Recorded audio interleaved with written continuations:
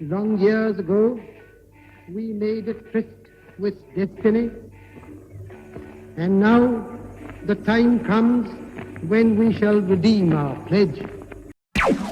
Tryst with destiny के नाम से मशहूर 14 अगस्त 1947 की मध्यरात्रि को पंडित जवाहरलाल नेहरू के दिए इस भाषण ने इतिहास रच दिया।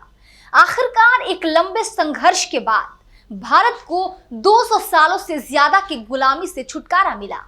अगले दिन सुबह की शुरुआत के साथ ही लाल किला पर आजादी का जश्न मनाने के लिए लाखों की संख्या में लोगों का जनसैलाब उमड़ पड़ा। लहराते हुए तिरंगा के साथ ही सतरंगे इंद्रधनुष की छटाओं में सजा आसमान भी इस बात की तस्दीक कर रहा था कि भारत आजाद हो चुका है।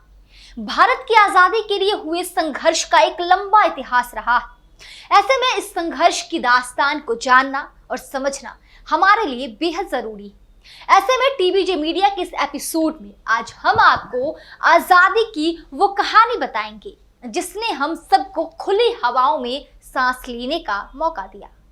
नमस्कार, मैं शारदा सिंह आपके साथ और आप देख रहे हैं टीबीजे मीडिया की खास पेशकश। दरअसल इस कहानी की शुरुआत होती है साल 1600 से, जब ईस्ट इंडिया कंपनी को ब्रिटिश महारानी से कारोबार की अनुमति मिलने के बाद कंपनी का पहला जहाज 1608 में सूरत पहुंचा। वहां उन्होंने पुर्तगालियों को डच ईस्ट इंडिया कंपनी की मदद से रास्ते से हटाया, जिसके बाद अंग्रेजों ने मुगल शासक जहांगीर से संबंधों को मजबूती दी। उन्होंने यूरोपीय वस्तुओं के बदले भारतीय शासकों का दिल जीता।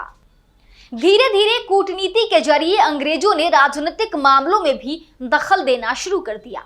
इस दौरान उन्होंने अपनी ताकत का भी इजाफा किया। साल 1757 में प्लासी के युद्ध में मिली विजय के पश्चात अंग्रेजों को इस बात का एहसास हुआ कि सत्ता का पूरा कंट्रोल उनके हाथ में होना चाहिए।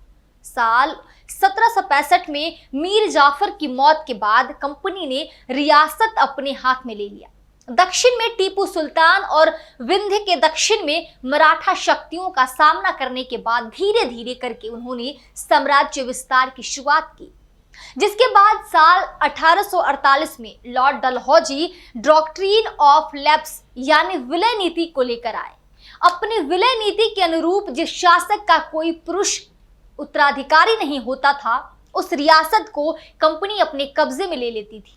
विलय नीति के आधार पर अंग्रेजों ने सतारा, संबलपुर, उदयपुर, नागपुर और झांसी पर कब्जा जमाया। अंग्रेजों की विलय नीति ने ही 1857 की क्रांति के बीज बोए। रानी लक्ष्मीबाई, बहादुर शाह जफर, नाना साहेब और मंगल पांडे जैसे क्रांतिकारियों ने मिलकर एक साथ बगावत कर दी। कंपनी ने तब लंदन से फौज बुलवाई और इस क्रांति का दमन कर दिया। 1857 की क्रांति के बाद साल 1858 में ब्रिटिश संसद ने कानून लेकर आई, जिसके अनुरूप भारत की सत्ता ईस्ट इंडिया कंपनी के हाथ से महारानी के हाथ में चली गई और अंग्रेजों ने सीधे तौर पर भारत की बागडोर अपने हाथ में ले ली। इसके बाद दिसंबर 1885 में भारतीय राष्ट्रीय कांग्रेस का गठन किया गया। इस दौरान सुरेंद्रनाथ बनर्जी से लेकर महादेव गोविंद रानाडे जैसे समाज सेवकों ने लोगों में राष्ट्रीय चेतना को जगाना शुरू किया। 1907 में कांग्रेस दो धड़ों में बट गई, गरम दल और नरम दल। नरम दल सरकार के साथ रहकर काम करना चाहता था, वहीं गरम दल में लाल पाल बाल की तिकड़ी थी, यानी लाला लाजपत राय, बाल गंगाधर तिलक और बिपिन चंद्र पाल। इन्होंने उग्र राष्ट्रवादी आंदोलन की नींव रखी, जिसे बढ़ाने का काम भगत सिंह, चंद्रशेखर आजाद, सुखदेव, राजगुरु और खुदीराम बोस जैसे देशभक्तों ने किया। साल 1915 में महात्मा गांधी दक्षिण अफ्रीका से लौटे। अपने राजनीतिक गुरु गोपाल कृष्ण गोखले की सलाह पर उन्होंने सबसे पहले पूरे भारत का दौरा किया और चंपारण, खेड़ा और अहमदाबाद के स्थानीय आंदोलनों से जुड़े।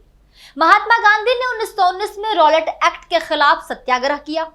यह ब्रिटिश शासन के खिलाफ पहला एकजुट आंदोलन था। उन्होंने 1920 से 21 में असहयोग आंदोलन, 1930 के दशक में सविनय अवज्ञा आंदोलन और 1942 में भारत छोड़ो आंदोलन का नेतृत्व किया। इसमें हर जाति धर्म के लोग ने बड़े पैमाने पर उनका साथ दिया। आजादी के इस महासंग्राम में राष्ट्रीय स्तर पर सरोजनी नायडू, अरुणा आसिफ अली, सुचेता कृपलानी, कमला देवी चट्टोपाध्याय, मुथुलक्ष्मी रेड्डी, एनी बेसेंट और हंसा मेहता जैसी अनेक महिलाओं ने अपना अहम योगदान दिया।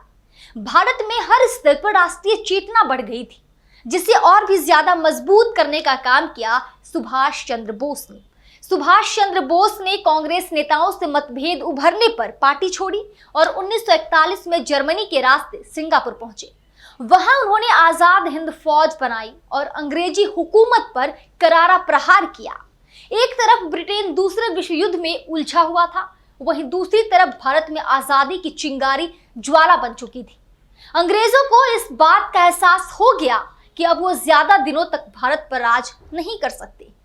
दूसरे विश्व युद्ध के बाद 1945 में अंग्रेजों ने कांग्रेस और मुस्लिम लीग से स्वतंत्रता के मुद्दों पर बातचीत शुरू की। लीग चाहती थी कि उसे भारतीय मुसलमानों का प्रतिनिधि माना जाए, लेकिन कांग्रेस राजी नहीं थी। दोनों के बीच मतभेद भारत और पाकिस्तान के विभाजन का कारण बने। आखिरकार कई बलिदानों और त्याग के पश्चात 14 अगस्त को पाकिस्तान और 15 अगस्त को भारत स्वतंत्र देश बनाए गए।